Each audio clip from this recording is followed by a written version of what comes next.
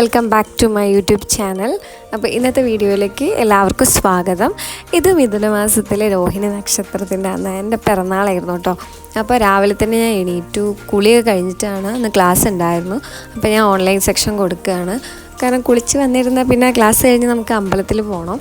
അപ്പോൾ പിന്നെ അതിന് സമയം ഉണ്ടാവില്ല. സോ ഞാൻ ക്ലാസ്സൊക്കെ കഴിഞ്ഞ് റെഡിയായി. ഒരു ധാവണിയൊക്കെ ഞാൻ സ്റ്റൈൽ ചെയ്തത്, ധാവണി എന്ന് പറയാം. ഞാൻ അപ്പോൾ ഒന്ന് ചെറുതായിട്ട് സെറ്റ് ചെയ്തതാണ്. അപ്പോൾ അമ്മ ഇന്ന് അച്ചമ്മയുടെ കൂടെ ഹോസ്പിറ്റലിൽ പോകും. അച്ചമ്മയ്ക്ക് ചെക്കപ്പ് ഉണ്ട്. ഞാനും ഏട്ടനും കൂടിയാണ് ഇന്ന് അമ്പലത്തിൽ പോകുന്നത്. അപ്പോൾ ഇവിടെ അടുത്തുള്ളൊരു അമ്പലമാണ്. പക്ഷെ നമ്മളിപ്പോൾ കുറച്ചായി അങ്ങോട്ട് പോയിട്ട്. അപ്പോൾ പോകാമെന്ന് വിചാരിച്ചപ്പോൾ ഞാൻ റെഡിയായി. ഫസ്റ്റ് ഞാൻ എൻ്റെ ലുക്കിൽ ഭയങ്കര സിമ്പിളായിട്ടായിപ്പോയി. കാരണം ഞാൻ കമ്മലൊന്ന് മാറ്റി. അപ്പോൾ കുറച്ച് കുഴപ്പമില്ല. മറ്റേത് ഭയങ്കര സിമ്പിളായിപ്പോയി. അപ്പം ഞങ്ങളിനി ടെമ്പിൾ പോവാണ്. ഇനി അവിടെ പോയിട്ട് കാണാം.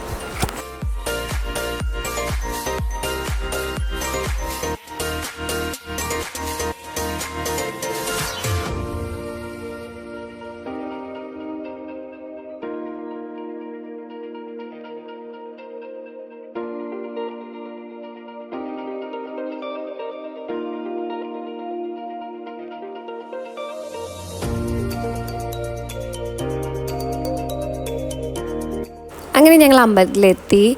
അപ്പോൾ അവിടെ നല്ല വെള്ളം ഉണ്ടായിരുന്നു. ഞാൻ എത്ര വെള്ളം ഉണ്ടാവുമെന്ന് വിചാരിച്ചില്ല. അങ്ങനെ നമ്മൾ തൊഴുകയൊക്കെ ചെയ്തു. നല്ല രസമായിരുന്നു കേട്ടോ.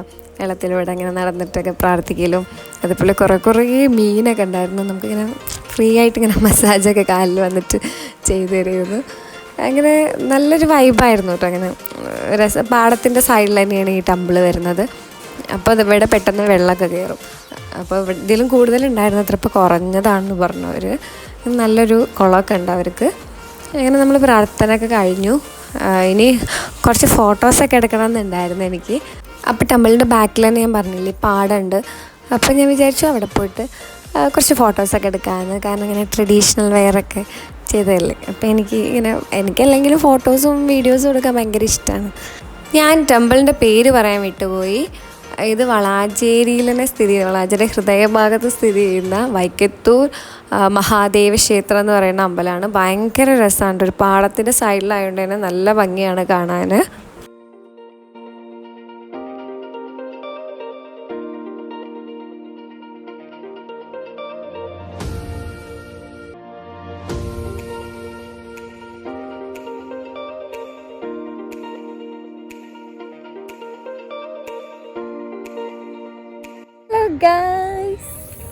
ഹലോ ഗൈസ്, അപ്പം ഇതാണ് നമ്മളുടെ വൈക്കത്തൂർ അമ്പലം വരുന്നത്. അപ്പോൾ ഇതിവിടുത്തെ പാടൊക്കെ അടിപൊളിയാട്ടോ. പിന്നെ ആരോ അവിടെ മറ്റേ സീറ്റിംഗ് ഒക്കെ ചെയ്തിട്ടുണ്ട്. അതും ഒരു കൊള്ളാം. അപ്പം നമ്മളവിടെ പോയിട്ട് ഫോട്ടോസൊക്കെ എടുക്കും. ഞാൻ വൈസുവിനെ പിടിച്ചു കൊണ്ടുപോയി എടുപ്പിച്ചാണ്. ഇതാ വൈസു. അപ്പോഴൊരു മഴ. ഞാൻ വിചാരിച്ചൊന്നും നടക്കില്ല. മഴ പെയ്തു പോയി. വീഡിയോസും ഫോട്ടോസൊക്കെ എടുക്കുമ്പോൾ മഴയായിരുന്നു. ഇപ്പോൾ മഴ പോയി. അപ്പോൾ ഇനി നമുക്ക് വീട്ടിൽ പോവാം. വീട്ടിൽ പോയിട്ട് അമ്മ വീട്ടിലില്ല. സോ അമ്മ എപ്പോൾ വരുമെന്ന് എനിക്കറിയില്ല. അപ്പോൾ നല്ല കുറേ ഫോട്ടോസും വീഡിയോസൊക്കെ എനിക്ക് കിട്ടി. അതൊക്കെ ഞാൻ ഇൻസ്റ്റഗ്രാമിലും അതേപോലെ യൂട്യൂബിലൊക്കെ ഷെയർ ചെയ്തിട്ടുണ്ട്. കാണാത്തവരൊന്ന് കണ്ടോക്കണേ. അങ്ങനെ നമ്മൾ വരുമ്പോഴും നമുക്കൊരു കോഫി കുടിക്കാൻ തോന്നി. കാരണം നല്ല ക്ലൈമറ്റാണല്ലോ. അപ്പോൾ ഒരു കോഫി കുടിക്കാമെന്ന് വിചാരിച്ചു. അപ്പോൾ വരുന്ന വഴിയിൽ നമ്മളൊരു കടയിൽ കയറിയിട്ട് കോഫി ഓർഡർ ചെയ്ത്. ഇവിടുത്തെ കോഫി എനിക്ക് ഇഷ്ടപ്പെട്ടു കേട്ടോ. അതേപോലെ നമ്മൾ വെജിറ്റബിൾ പഫ്സ് ഉണ്ടോ ചോദിച്ചു. കാരണം പിറന്നാളായതുകൊണ്ട് അമ്മ നോൺ വെജ് കഴിക്കാൻ സമ്മതിക്കില്ല. അപ്പം ഞാൻ വിചാരിച്ചു പരിപ്പട മേടിക്കാമെന്ന്. അപ്പോൾ എനിക്ക് കഴിക്കാൻ പറ്റാത്തതുകൊണ്ട് വയസ്സും കഴിച്ചില്ല. അവനും പരിപ്പട മേടിച്ച്.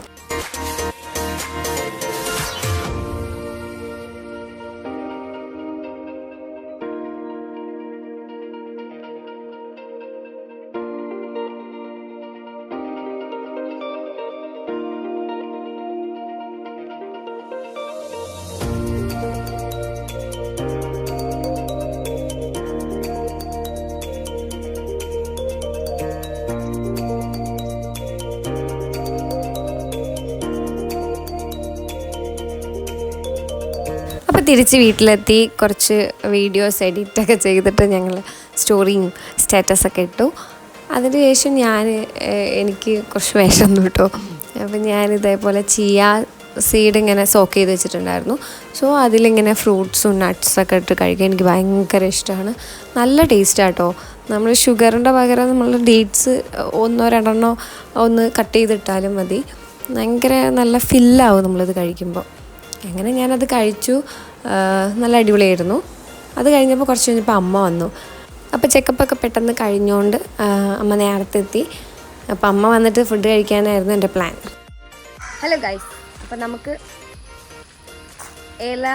വാഴേൻ്റെ ഇല മുറിക്കാൻ പോവാം. ഇവിടെ കുറച്ച് വാഴകളൊക്കെ അച്ഛൻ വെച്ചിട്ടുണ്ട്. അപ്പോൾ ഇലയ്ക്ക് നമുക്ക് ബുദ്ധിമുട്ടൊന്നുമില്ല. പക്ഷെ എനിക്ക് എത്തുന്നിടത്ത് പോയിട്ട് എടുക്കണം. വയസ്സു ഇതാ ലക്കിക്ക് ചോറ് കൊടുക്കുന്നു. ഹലോ വയസ്സുണ്ടെന്ന് ഞാൻ പ്രതീക്ഷിക്കുന്നു. അപ്പോൾ പോയിട്ട് നമുക്ക് ഇല മുറിച്ചിട്ട് വരാം. അയ്യോ, ഇതൊക്കെ ഭയങ്കര പൊക്കത്തിലാണ്. എനിക്ക് ഹൈറ്റിൻ്റെ ചെറിയ സീനുള്ളതുകൊണ്ടേ നോക്കാം.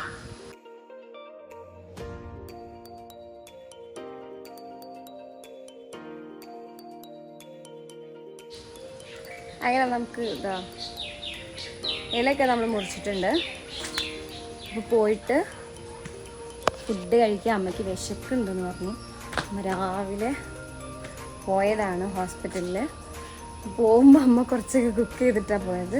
അപ്പോൾ വലിയ സദ്യ ഒന്നുമല്ല കേട്ടോ, ചെറിയൊരു സംഭവം. പൊതുവെ നമ്മൾ എല്ലാതും ഉണ്ടാക്കലുണ്ട്. പക്ഷെ ഇത്തവണ അച്ഛമ്മേനായിട്ട് ഹോസ്പിറ്റലിൽ പോകാനുള്ളതുകൊണ്ട് അമ്മ രാവിലെ എണീറ്റ് ഉണ്ടാക്കണ്ടേ. അപ്പോൾ കുറച്ച് ഉണ്ടാക്കിയത് അത് മതി. എനിക്കതൊക്കെ ധാരാളമാണ്. ഹലോ ലക്കി, ലക്കിയുടെ ഹായ് പറയാ ലക്കി. അപ്പോൾ ലക്കിയുടെ ഫുഡ് കഴിക്കലൊക്കെ കഴിഞ്ഞു. നമ്മളെ ഫുഡ് കഴിക്കലാണ്. കഴിച്ചിട്ട് കാണാം. ബൈ.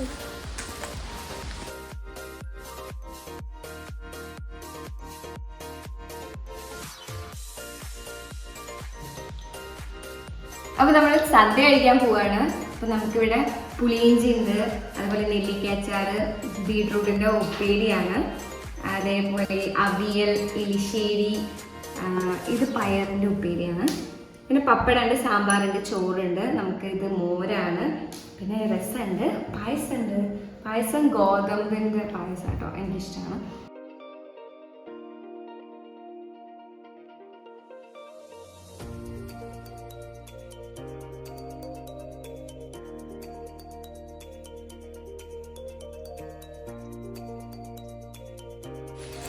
അപ്പോൾ നമ്മൾ ഫുഡ് കഴിക്കൽ കഴിഞ്ഞിട്ടുണ്ട്.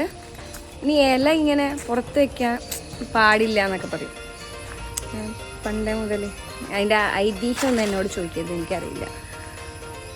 അപ്പോൾ നമ്മൾ ഏതെങ്കിലും ഒരു വാഴയുടെ ഇങ്ങനെ എന്താ പറയുക, വാഴയുടെ അതിലിങ്ങനെ ഇലയുടെ സൈഡിൽ വയ്ക്കുക. നമുക്കൊന്ന് കിട്ടിയിട്ടുണ്ട്, വെച്ചിട്ടുണ്ട്. അത് എന്താണെന്ന് ചോദിച്ചാൽ എനിക്കറിയില്ല. അത് എനിക്ക് ചെറുപ്പം മുതലുള്ളൊരു ഡൗട്ടാണ്. മേ ബി ഇങ്ങനെ നമ്മൾ കഴിച്ച് ഇപ്പം പുറത്തൊക്കെ ഇടുമ്പോൾ ചിലപ്പോൾ പട്ടിയും നായൊക്കെ വന്നിട്ട് അതൊക്കെ കഴിക്കുമല്ലോ, കോഴിയൊക്കെ വന്ന് കഴിക്കുമല്ലോ, അതൊക്കെയാവും മേ ബി.